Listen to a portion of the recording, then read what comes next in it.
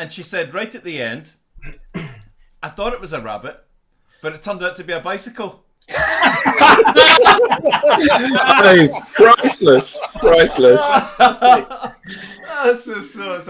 the way you tell them, isn't it? It's the way you tell them. Brilliant. Welcome, everybody. I heard that one told Eric it was a surfboard. It was a surfboard, yeah, absolutely. My goodness me. I think welcome. Willie's Welcome. Hey, Will. William. Hello, everybody. Sorry to be a bit late. Hi, Will. You're excused. Just missed the joke. Well, yeah, I got it, but at least I heard it. Yeah, you heard it. I've You heard missed the punchline. your wonderful, gorgeous, beautiful faces. It's lovely to be here. And we're a big crowd today, so welcome to the digital download. Happy Friday, everyone. My name is Alex Abbott. I'm the founder of Sapiro, partner of DLA Ignite, and today is my first time as the guest editor. So thank you. Yay! Yay! You're doing brilliantly. Here we go. I'll give you one of these. Alex. Yes, very effective. Love it. So this week, I'm looking forward to the topic. We'll be discussing books that have inspired us. Before we get started, let's do a quick round of intros, starting with you, Tim. Hi, yeah, I'm Tim Hughes. I'm the CEO and co-founder of DLA Ignite. Yeah, that's me. I'm busily now doing all the afternoon gangs and stuff. But Alex. Well, there's only been 3. You can't be that busy. Yeah, come on. Give Nick the mic. He's the most popular. According to who, Yanis? According to who? According to Nick. According to Nick, yeah. Nick, how much do you have to pay for that? Yeah, exactly. I've slipped him £5 and a pepperami in the post. Nice. Who's next? Oh, well, we'll go around the room, shall we? Adam. Hi, I'm Adam. I'm co-founder of DLA Ignite, and I'm Tim's business partner. Nick. I am Nick. I am part of the Crux crew with Mr. Doyle, who's on that side. That side, yes, absolutely. Hi everyone, I'm Eric from Crux. We are DLA's partners up in Scotland, sometimes referred to as McDLA Ignite. So it's nice to see Nuala coming in there. Hi from sunny Scotland. Hello, Nuala. Big up the Scots. Awesome. I'm Linwood Ross, founder and CEO of Accelerate. We are a DLA Ignite partner in the US. Nick, do you want to discuss this one?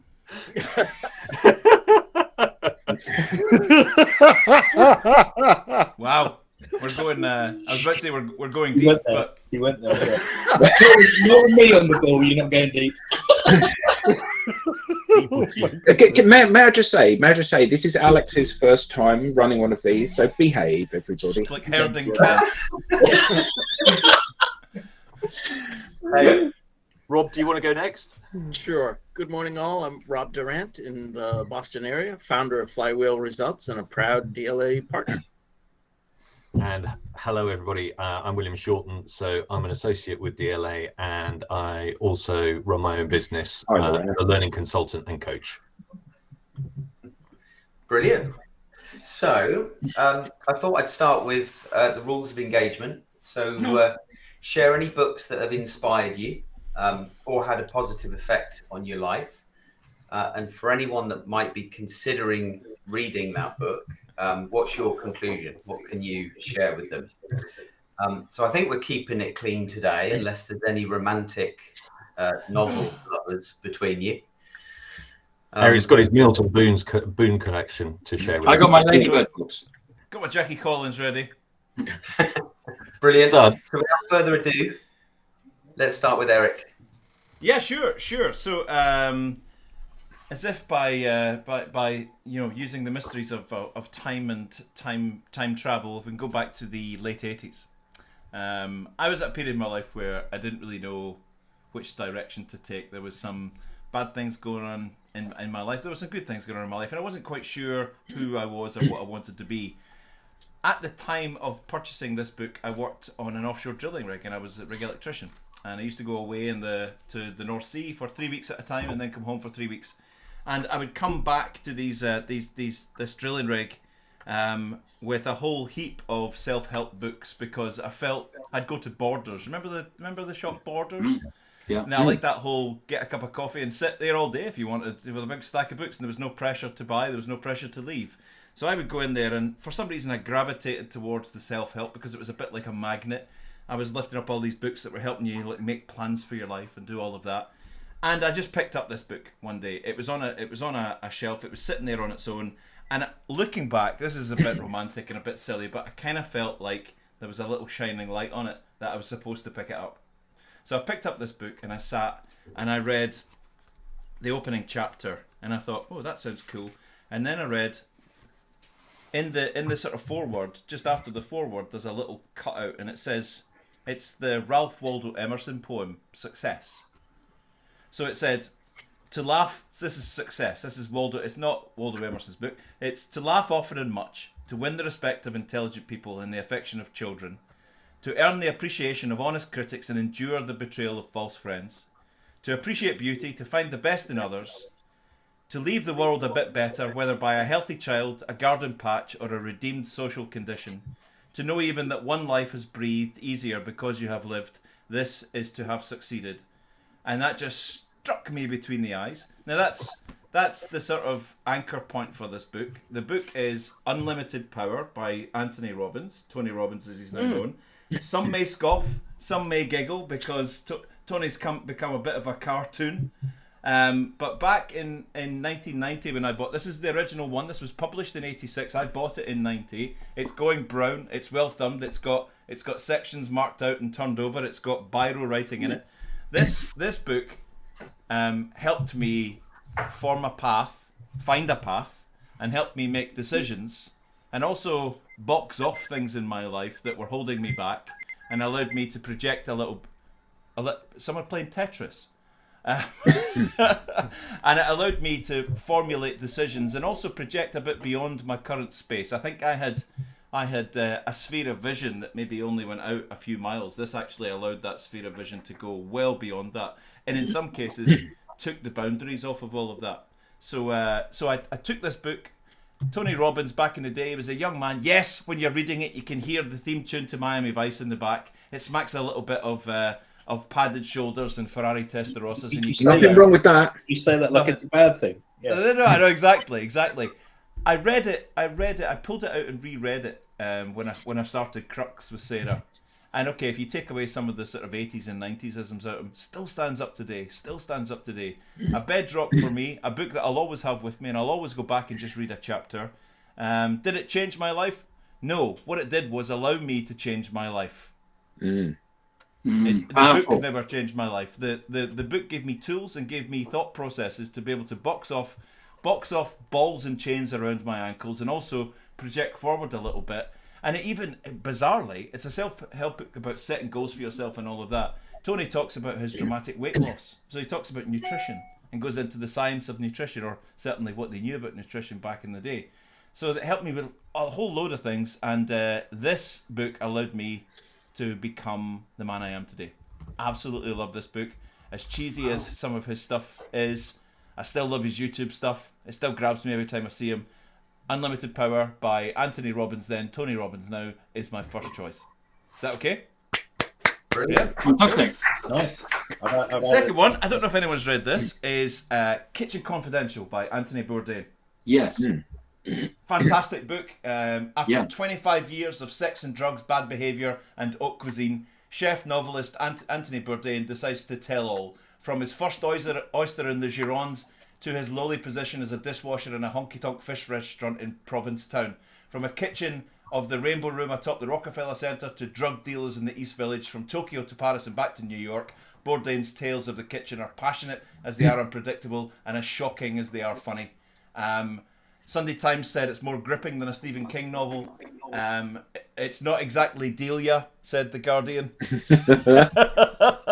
But Anthony Bourdain, who is there, who sadly passed away a couple of years ago. I think it's been agreed now that he took his own life. Gives the warts and all story about the pursuit of a Michelin star and working through the ranks of the sort of lowly eateries and diners of New York through to becoming a world-renowned chef, critic. And the stories are pure rock and roll. This is pure rock and roll. This is sex and drugs and rock and roll in the back of kitchens. Look out for the chapter about the wedding party. That is particularly fantastic. And in here, he'll give you things like little tips like don't order fish on a Monday in a restaurant, and he tells you why. Because he tells you what they do to fish over the weekend. Little gems like if you see a sign for discounts in your life, pursue them. Don't go for discount sushi. It's not a good thing. So Kitchen Confidential is my second choice. A rip-roaring read. Sarah's reading it now. This particular version comes with handwritten notes and afterthoughts, which is a good buy if you're going to buy it. Written by Anthony himself, so you'll come across little bits where he's scribbled on.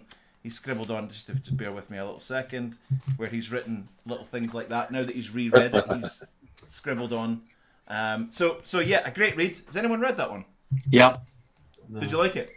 Oh yeah, it's brilliant. I then went and read all of them. It was the story about whenever they started a particular the set in terms of doing the meals, where they basically covered the surface with brandy and then played the beginning to Apocalypse Now and then set it alight.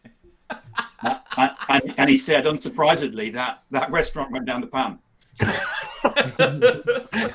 Went up in flames.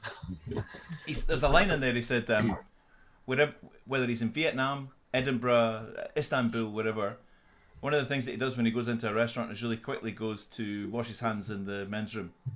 And his guide is, if they can't be bothered to clean the public toilet in the restaurant and make it immaculate, imagine what the kitchen's like. Yeah. So excuse me for a second, and he goes to wash his hands in the lavatory. If it's not sparkling, beautiful, then that's the bit you're going to see. What are the bits like that you can't see? Get up and leave, and just don't eat there. That's really great advice. Yeah, totally. We're doing notification tango at the moment. I can hear someone's. Someone's got lots of tabs open with LinkedIn running, and they're getting a message, and it's flicking across all the tabs. Yep, that's exactly. It might be me. It might be me. I apologise. It's all those purchase orders coming in. That's what it is. Yeah, I can think of a few places I don't want to eat anymore now. Yeah, totally. So that's it, and thank you, Yanis. I reciprocate in that perspective. You two are a very attractive chap. Cool. Thank you, Eric. That's why you need to get on Grindr, Eric. Again. So that's it. That's my two books. I went for one that helped me change my life, and one that actually I was fascinated by. It used to really annoy me when everyone that I worked with was obsessed with business books and business mentors and all of that, because actually I was sitting thinking, I'm just bored by all of these things. I've read all these how to carve businesses and how to make businesses and how to lead and all of that. Lots of these people have never led businesses. Lots of these people have never led. So I actually started taking inspiration from people like Bourdain and Michel Roux and René Redzetsky from the restaurant in Copenhagen. Can't remember it. And Novak Djokovic. People who've actually decided that they were going to go from one place to success, and done it. Mick Jagger. They started out with a product. That product might have been hitting a ball across a tennis net or making burgers or whatever, and decided, I want to be the best in the world. I want to be the best in the world at that. So you could scoff at the fact that, who's a great business mentor for you? Oh, Michel Roux Jr. That's ridiculous. He's a chef. No, he's a guy that's got a plan. He's got amazing resources. He surrounds himself with the best talent in the world. He constantly strives for perfection and is looking for the next and best and wants to be the best in his market. So I take inspiration from people like Bourdain and chefs and sports stars and all of that over any kind of person who thinks they know about leadership or who thinks they know about, unless they've done it, unless of course they've done it. Yeah. 10. I didn't know Mick Jagger played tennis. Just cricket. Cliff Richard does. Yeah. Nick, do you have a mic drop sound in that machine of yours? Don't encourage him. What was that? No, I've got that.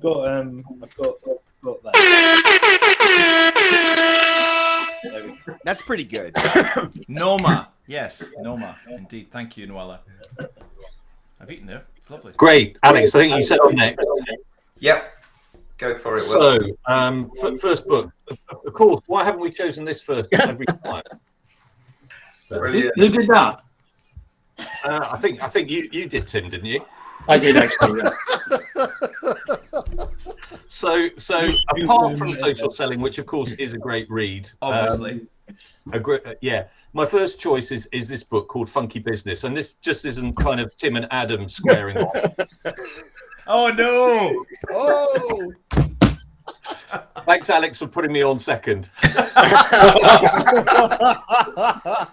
So I won't spend too long on this. No, go for it. Go for it.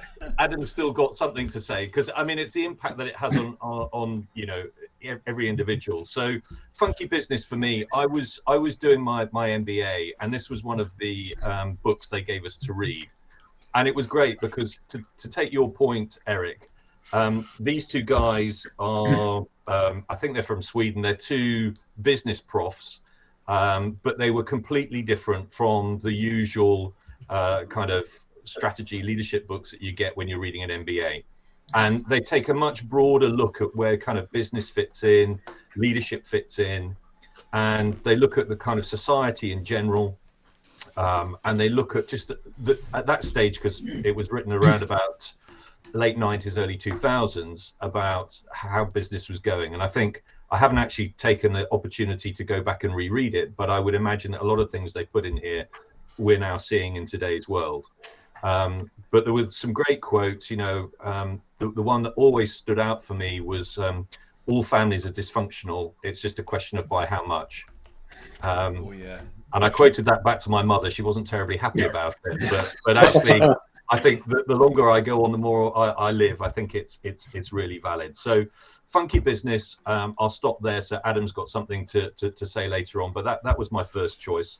Excellent. Second choice is this book called The Boys in the Boat, and this is the story of a guy who was in the Washington State University rowing team in the early 1930s. So set in kind of Depression America, and it's basically the tale of this group at university, at varsity, who come together, create a really good rowing team, start to win national championships in the US, and then are good enough to get selected to go to the 36 Olympics in Berlin to represent the US as the men's 8. And of course, they were drawn up against Germans, Italians, and like all of these great stories, they come through against the odds to win. So it's a little bit like Chariots of Fire on water. Or Cool Runnings. It's rowing instead of running. So the reason it really resonated with me when I read it was because I used to row at school and at university, and just what it used to talk about, the kind of the boat houses, the ethic of rowing. For me, it's always been the ultimate team sport, because when you're on the water, unless everybody is working perfectly in harmony, you just, the boat doesn't go fast enough. You don't really see it when you're watching it from the side, but one of the hardest things in a boat, because you've got a kind of keel which is like that, it's literally just about as wide as the individual, and trying to get that boat to balance so that when everybody puts their oars in and pulls, they're on the same level and therefore can exert the maximum most efficient pressure. It's an incredibly difficult thing to do. So that really kind of resonated, because it took me back to when I was in my teens and early 20s, and it kind of it just gave me the sense of being back out on the water. And then the third book I've chosen is this one, which is called The Power of Habit by Charles Duhigg. And I've increasingly kind of looked at kind of habit forming. There's a number of books out there, but this was the first one I came across. And it came at a time when I had gone on a very good kind of well-being course in the organization that I was working for. And the course itself had talked about, you know, how you can develop well-being in a number of areas, be it in terms of your diet, in terms of your exercise, in terms of mindset, things like meditation, and also the importance of sleep. And this one really I found valuable because I was going through that journey myself, and this was a way to explain how your mind and brain works and how you can reinforce some of those changes that you're looking to put in place. So it was incredibly valuable to explain that kind of the mental side and process of it, and to underpin kind of that move that I was making in more of the physical sides. Those are my 3 books, gentlemen. Fantastic. Wow, thank you. How did you find that, Will? Applying that knowledge, that new knowledge. It kind of reinforced the journey, Alex, because it for me, first of all, it was recognizing, you know, that there are triggers. So understanding when those triggers come in, and then understanding, well, perhaps there's a way that I would usually deal with them, and I'd kind of go onto automatic pilot. And this allows you kind of to take a step back and recognize when you might be getting those kind of hijacks, and then recognizing that at those moments you've got a choice about how you behave. You can continue to behave in the way that you've always done, but you don't feel that you're obliged to go that way. Actually, there's a kind of freedom in understanding that I can choose to behave differently if I want to. It's interesting you talked about in the habit formation one about meditation, because I think meditation, when you do it regularly, it creates that space. It creates that kind of liminal space where you can go, okay, stop and think and process this before you actually react to it, which is huge. I absolutely agree. And I think the trick is that as you establish a kind of new behavior or new habit, it's understanding where that suddenly becomes more attractive than your old habit. So one of the things that I did was around kind of sleep, because, you know, especially on a Friday or Saturday night, I'll stay up and watch TV or whatever. And, you know, actually then when you think, well, I could get a lot more out of going to sleep. Once you start extending your sleep, you know, to 7, perhaps 8 hours, and you start to feel the benefit of that, then suddenly the feeling that you get from that outweighs any theoretical enjoyment you get from watching a TV program or a film. And you say, yeah, well, I'm going to go and do that. It's kind of obvious. But you've got that kind of inner pull at that stage, which allows you to kind of, it kind of accelerates that process. Is that inner pull, is that a chemical thing, or is it a willpower thing? What's going on there? I probably need to think about it more, Lenwood, but it's just it just becomes kind of inherent, and it's that kind of trade-off where you think, well, actually, I know that makes me feel better, so why wouldn't I want to go and do that? Yeah, it's sort of like the difference between the immediate gratification of doing whatever that old habit was, right, and, you know, getting into the new habit, getting that new gratification from whatever that was, and having that gratification begin to outweigh the immediate gratification of the. Yeah, Robert just said it. Actually, I think that was a really valid point. Thanks, Robert. Well, you can't. Let's see it. You can't stop an old behavior. You have to replace it with. Oh yes. Really? Great, Robert. Thank you. Yeah. I'm not sure about that. Eric will take you up on that. I'm not sure about that, because I stopped biting my nails. I didn't replace it with biting my lip. You did replace it with biting Sarah's nails, though. So I didn't replace it with biting anything or doing anything different. I realized I had to stop biting my nails, so I just stopped one day. I didn't replace it with anything. Good point. I mean, I think you get that with some people. It's a little bit like stopping smoking, isn't it? So, some people will say, I'm going to stop smoking, and for whatever reason they can do it. Other people, it's much harder than making that kind of decision. Was there something else, Eric, with the nail biting? The reason why I bring it up, I've bitten my nails my whole life, and I got fed up with the fact that my nails always looked like trash. I wanted nice nails, and my wife was giving me jip one day. She said, "We're going out tonight, and your nails look horrendous." Because I've bitten my nails since I was a kid, and I just stopped that day. Yeah, but I think it was probably that you were able to focus on like the how your nails looked, and it was something in that you were able to focus on that prevented you from going back to that old habit. The reason why I bring, but I never replaced it with another habit is the point. Yeah, I know, but there was something, an image in your mind, a future that you wanted, that you were able to grab onto and hold. Go ahead, William. I'm going to suggest that we have in 2 or 3 weeks' time another one of these which talks about habits. Yeah. It's the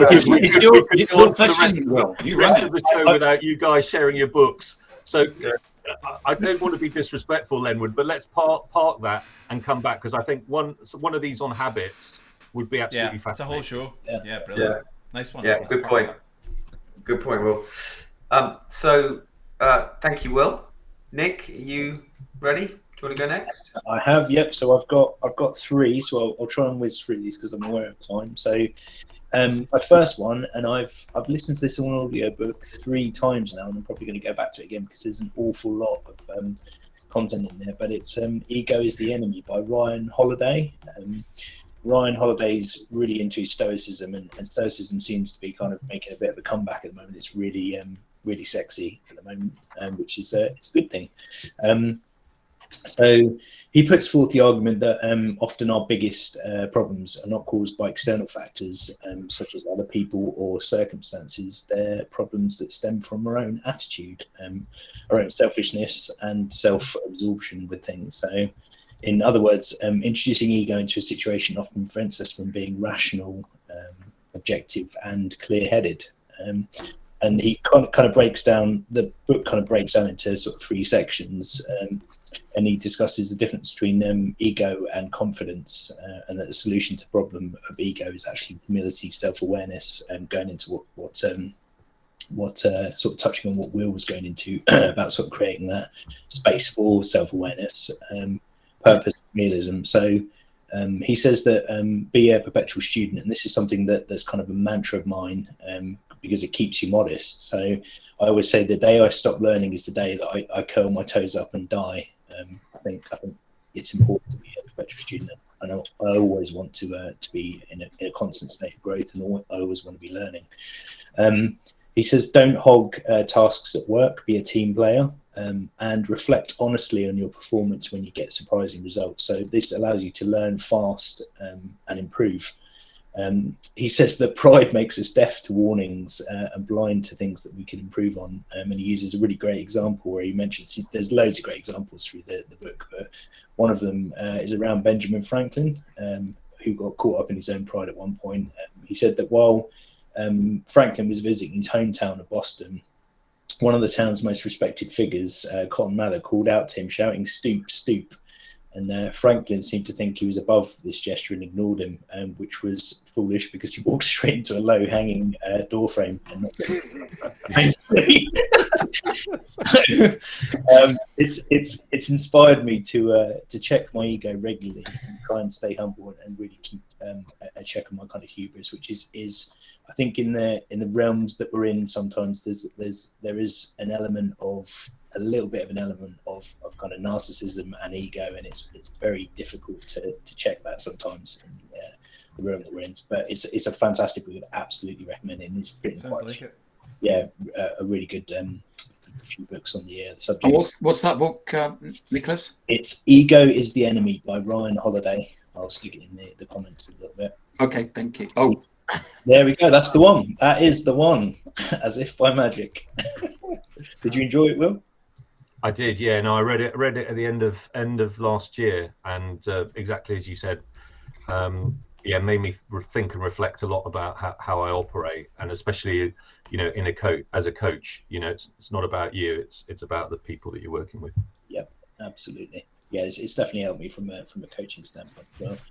My second one is by Jordan Peterson, 12 Rules for Life.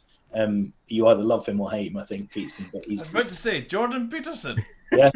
Wow. He's done an awful lot for men's mental health, and I'm a big fan of this particular book. So it's obviously 12 rules for life. It's a self-help book, but again, I can kind of break this down into 3 sections. So one of the things he says is sweep in front of your own door before pointing out the street is dirty. So before you judge the world, take responsibility for your own life. So there's a lot of religious connotation around that, probably. Number 2 is treat yourself like a child that you're responsible for, and this is a big one for me. So care for yourself like you would a loved one.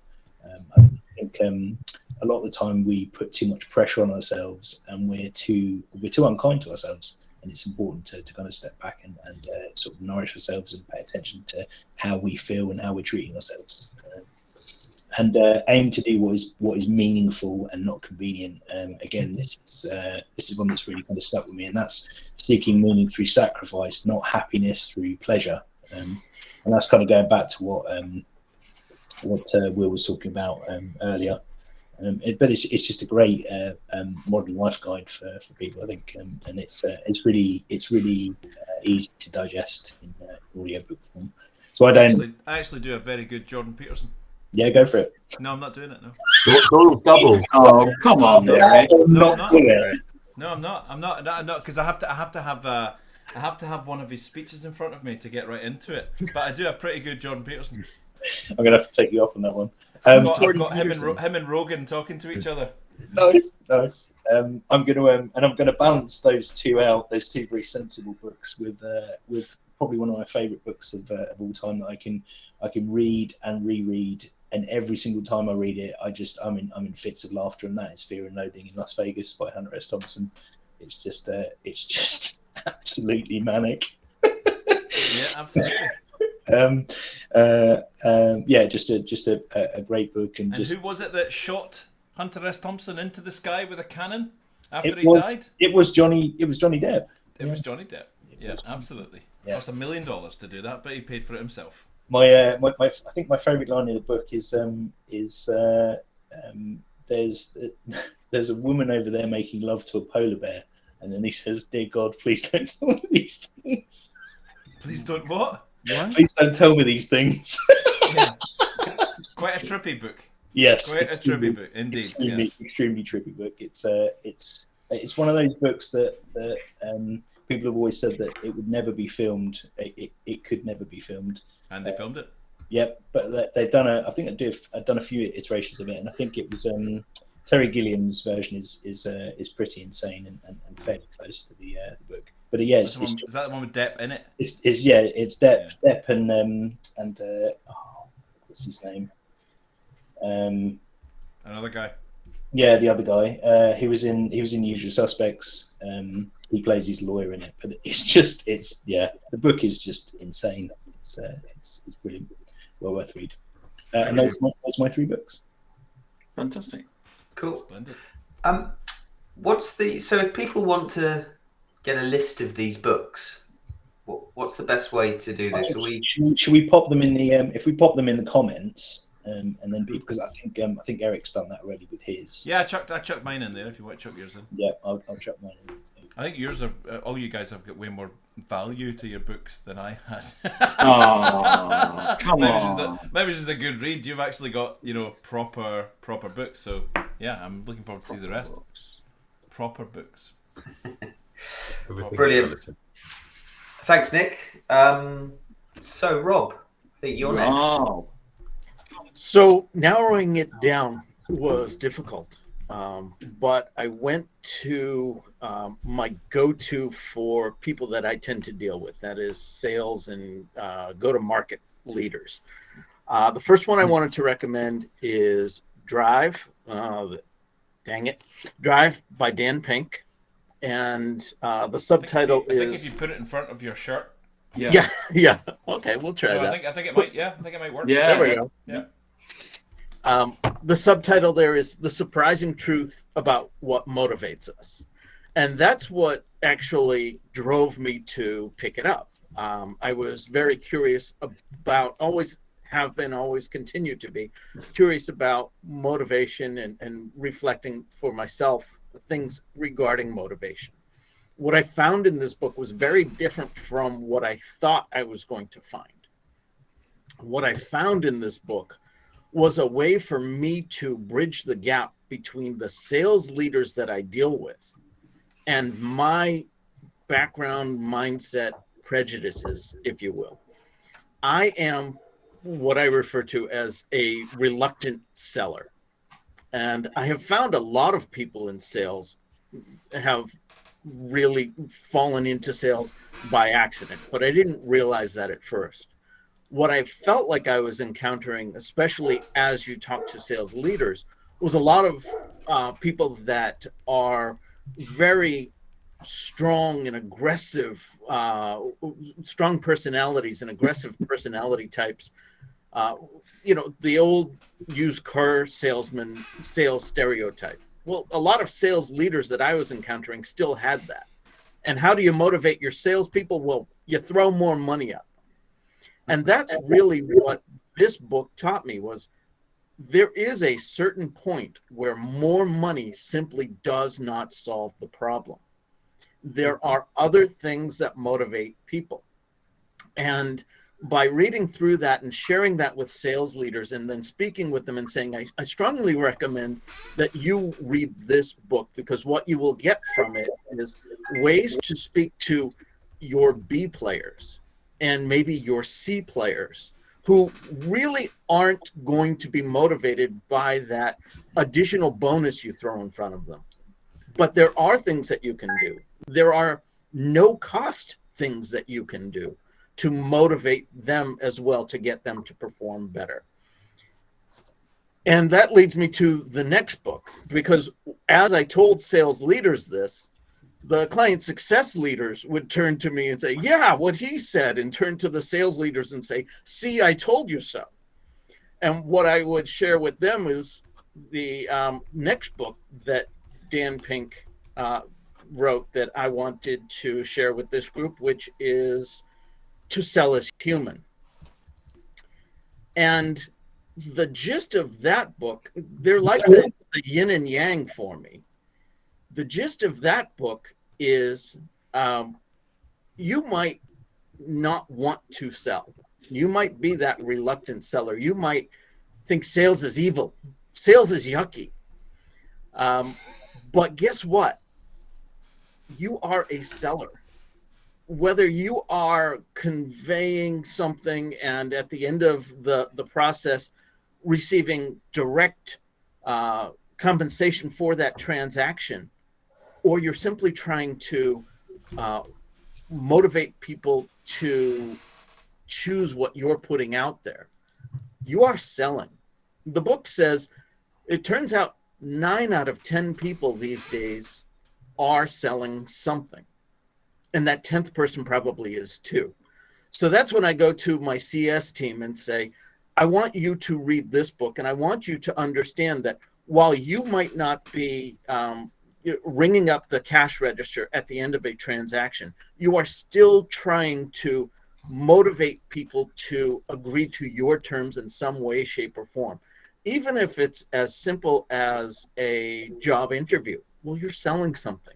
Even if it's something in a client success situation where you're trying to turn around a bad situation, you are still trying to motivate them to see your point of view and come to agreement. So narrowing it down to 2, I went with the same author and a yin and yang, Drive and To Sell Is Human. Awesome. That's brilliant. Awesome, Rob. To Sell Is Human, the Dan Pink book. Any business leader, anybody who isn't from a sales background, who knows they've got to sell, should read that book. Yeah, absolutely. And it's about moving you into a comfortable position to actually understand that we all sell. I totally agree with you. And the other thing I like about it, Tim, is that it acknowledges that the sales that has that negative connotation around it, we're not in that realm of sales anymore. Yeah.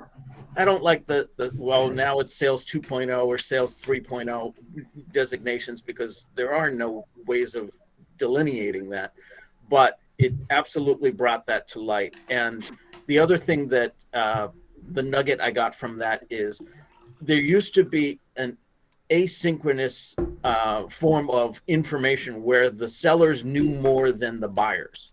And now the buyers do their research and they come to the table with as much information.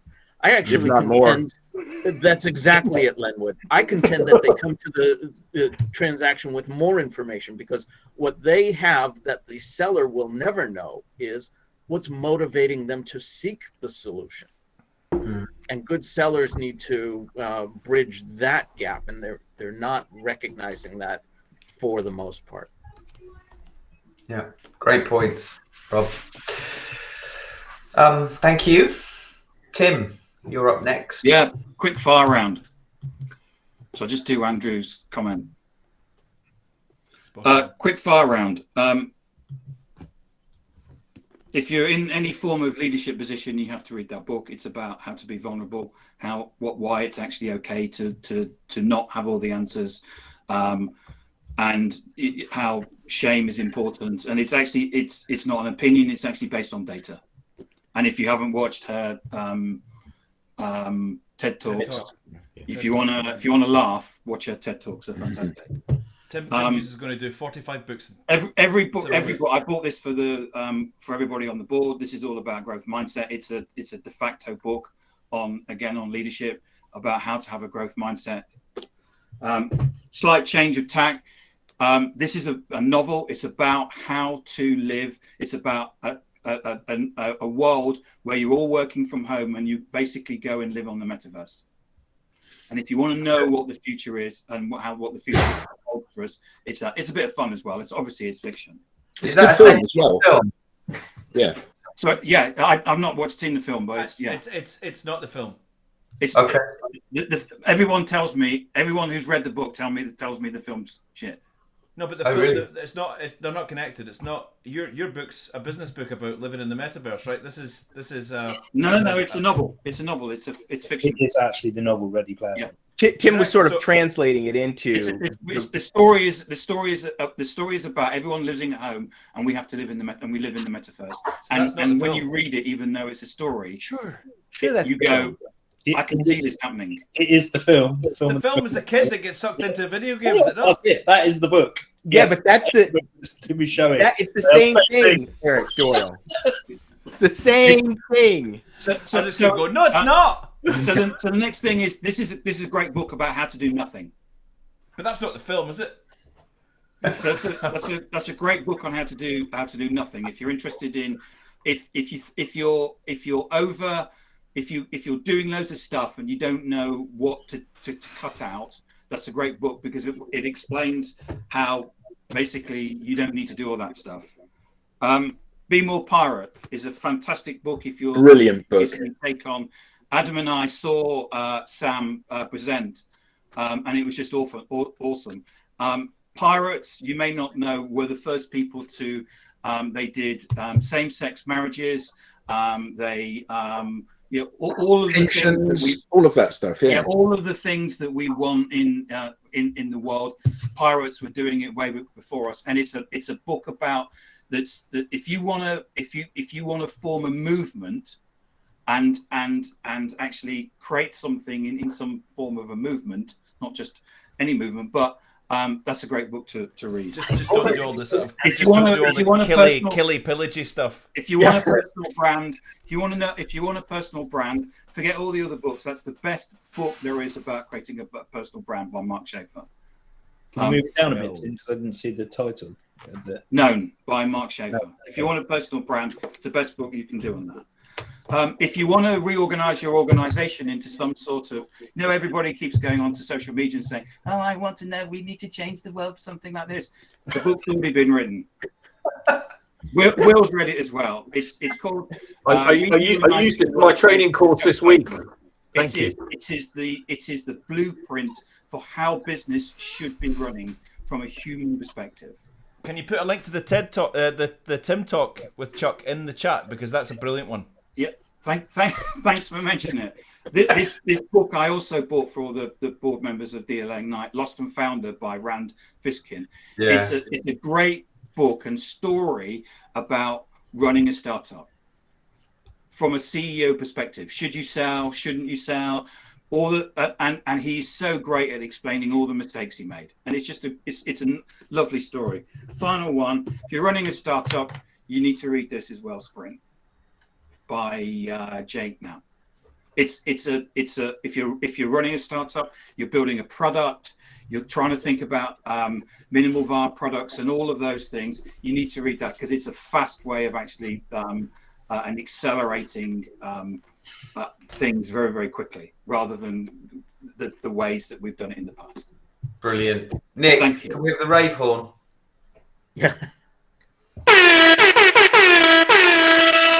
Do you know what I've got in my mind? Tim is like one of those market stall traders where he's like, I'll give you all them for not for 30, not for 25. I'm gonna put in Jake Knapp. You get that for free, not for 15, 10. You get that for 10. Del Hughes. Del Boy Hughes. Del Boy Hughes. You get all of them for 10. Brilliant. Oh dear. That was good. That was Level. good. Over to you. Yeah. Yeah. Like that, then. Oh, Okay. This is going to be rather dull compared to what has gone before, but that's all right. So this book, I've mentioned it before. It's called Leadership and Self-Deception. It's by the Arbinger Institute. I think that's how you say it. Arbinger, yeah. And I was going through a particularly challenging time in my life where I had actually gotten to senior, I think what would be considered senior level management in an organization, but was really struggling with my leadership and no one at my in my workplace suggested that I get this book, but I actually found out about this book through my church. The book is about how we can not be self-aware and the impact that has on how we view ourselves and how we view other people. It talks about how we view ourselves, how we view other people from the perspective of being in the box and being out of the box. It's actually in the form of a novel.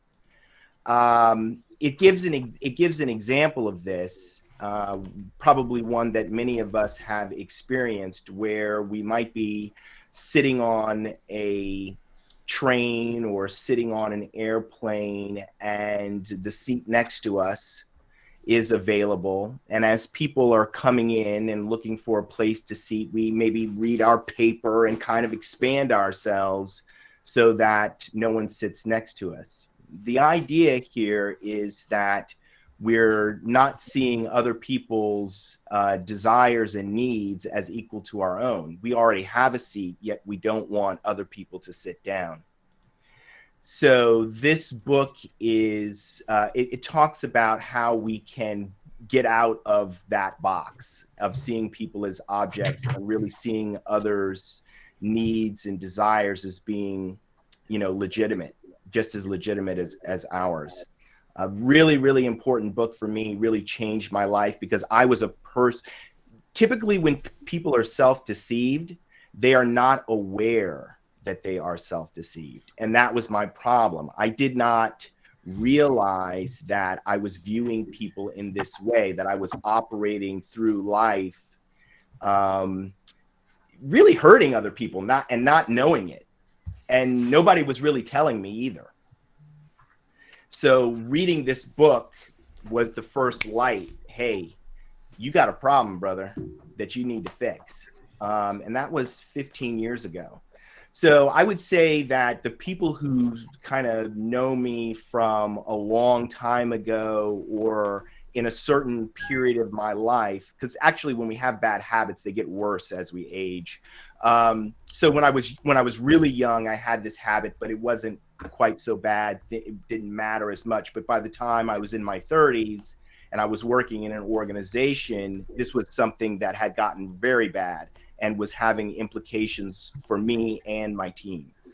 So I think people who experienced me in that period of my life would have a very different view of me than people who are experiencing me now, where, you know, I've got 15 years of, you know, searching and getting myself together and trying to improve my leadership and communication and really being out of the box. So that's my book. Oh, Leadership. nice one. Fantastic.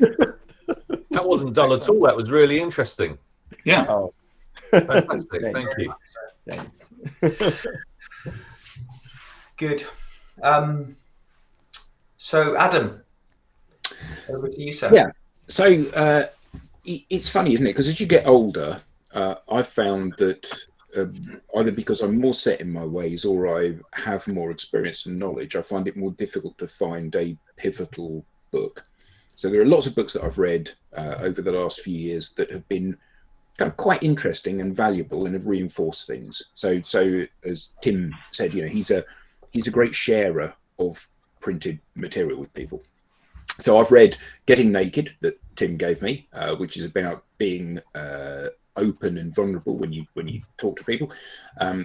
Mindset, The Challenger Sale, and then other things like Never Split the Difference by Chris Voss and Crush It by Gary Vee and Weekend Language by Andy Craig, and classics like Napoleon Hill, Think and Grow Rich. But all of the books that have had a really massive effect on my thinking came earlier on, like the one that you shared earlier, Funky Business, which is great. The Age of Spiritual Machines by Ray Kurzweil, which is about the challenge of understanding and accepting augmentation of the human body as technology improves, which is really interesting. And Unleashing the Killer App, which is not about apps, but is about transformational things within industries. But 3 books, I think, stand head and shoulders above everything else for me. So the first of them is What Would Google Do by Jeff Jarvis.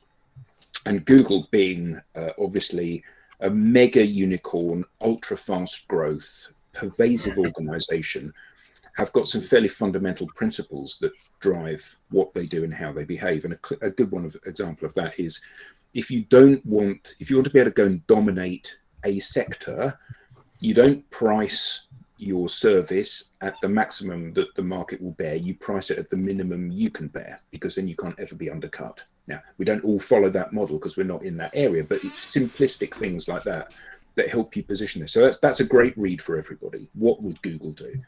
The next is Predatory Thinking by Dave Trott. And one of the problems that I find with books, and someone mentioned it earlier, 7 Habits of Highly Effective People, a great book, but the problem with books like that is that they position a principle and then they examine it from 50 different areas. And if you go into believing what somebody is telling you, you only need to have the information delivered once. Because if you're open-minded, you go, okay, I accept that. You don't need to tell it to me with a different analogy and a different analogy and a different analogy. So Predatory Thinking by Dave Trott is a series of 2 or 3 page vignettes of things that he has learned as the world's most highly paid copywriter. And we use some of those in our conversations with people, like Gestalt thinking as a concept. Just wonderful, wonderful book. And because it's a series of short things, you can dip in and out. And often you can learn these verbatim and reuse them. I use one of the quotes from that book every day of my life. It's brilliant, isn't it? So all together now, why is advertising ignored by people? Because advertising ignores people. Yeah, I mean, it's a wonderful, it's amazing book. And he says about, 3% of advertising is remembered positively, 7% is remembered negatively, and 90% is not remembered at all. And things like that you just go, well, yeah, obviously. Yeah. And I just love those, because if you read the book and learn the book, you can look really clever in meetings just by recycling some of his thinking. And last, but by no means least, a bit of fun. And although Toby Young is the most obnoxious human being on the planet, arguably, he wrote a book called How to Lose Friends and Alienate People, which is like a memoir.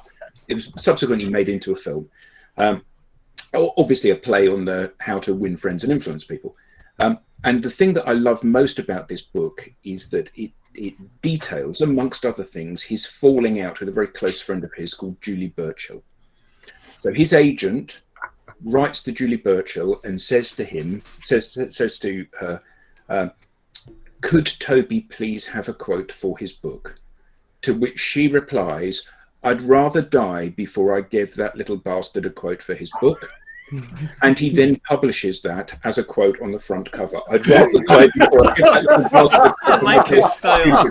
Yeah, which is it's just wonderful. And although it is a fun memoir and it has got very, very funny anecdotes in it, even though he is the very worst of what I consider to be dreadful people, what it does do is it highlights the challenges that we all have and how sometimes those are applicable to business, like that quote.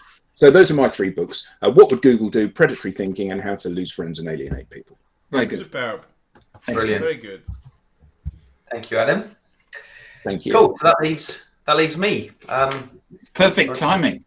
Yeah, I don't know if I'm going to have 4 time minutes. to go through all 3 books. So let me start with. Just do it, Tim. Yeah, let me start with this one, the 4 Disciplines of Execution, or 4DX. So I really like the way everyone told a bit of a story. So I hadn't prepared a story, but let me try and tell a bit of a story, because I was introduced to this book. Was living in the Middle East at the time. Just had a very successful kind of 4-year period with the company that I was at. One of my team had left, and he'd come back to visit the team, and he said, the company I'm at is really good and they follow the principles within the 4 Disciplines of Execution. So if you don't know it, it's essentially looking at ways to overcome the whirlwind that we all are consumed by on a daily basis, right? We all find something else to do, and it takes us away from doing those high impact, high value things that will ultimately increase our probability of success. And so even though I've been sort of coming to an end of a period of success, I was always thinking and looking about ways to get better. So what I didn't know at that time was my world was about to get turned upside down, and a massive change was coming. My entire team was disbanded, and I was basically told, you can do this job or that job. So having relocated to a region with my entire family, thought, well, what the hell do I do? It's not a case of just going back home, but I chose one of the jobs, the best of 2 jobs that wouldn't have been at the top of my, top 3. And I basically, bought the audio book. It's about 20 hours of audio. And I self-taught myself how to, essentially how to tackle the whirlwind and how to turn a team that I didn't choose to manage, be incredibly successful. And so, there's some really cool things in here that helps. And where were you based? Dubai. Okay, right. I wasn't sure if it was Saudi Arabia. Yeah, no, travel to Saudi, but based in Dubai. But it helps you identify things like the focusing on the wildly important objectives, acting on lead measures. So what was really important about that is being inclusive with the team. So together deciding what those lead measures are, and they feel, because they're part of that, they really feel empowered by it. And then when we're delivering and fighting the whirlwind, they're more likely to do it.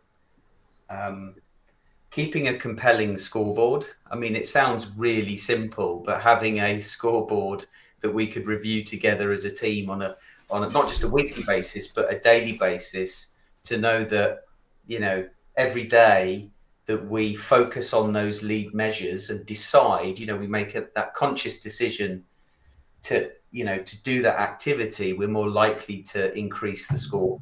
And when you see that visually, it gives you, you know, an injection of something, some chemical in the brain, to keep going.